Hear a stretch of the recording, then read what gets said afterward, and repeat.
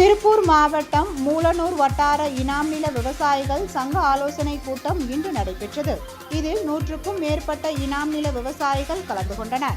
இந்த கூட்டத்தில் வழக்கறிஞர் ஈசன் முருகாசாமியையும் விவசாயிகளையும் கைது செய்து சிறையில் அடைத்துள்ள திமுகவை வரும் சட்டப்பேரவை தேர்தலில் புறக்கணிப்பது என்று முடிவு செய்யப்பட்டது.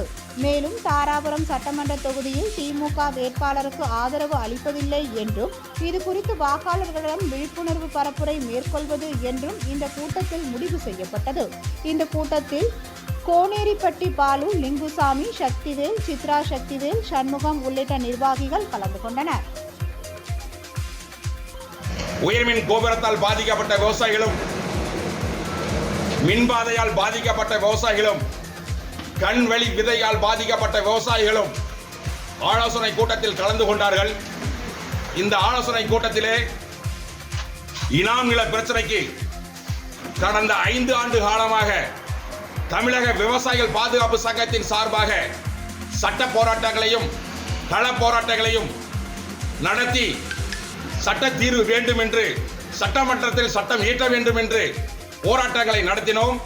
கடந்த திமுக அரசு இனாம் நில விவசாயிகளுக்கு எந்த விதமான சட்ட தீர்வும் சட்டத்தையும் இயற்றவில்லை.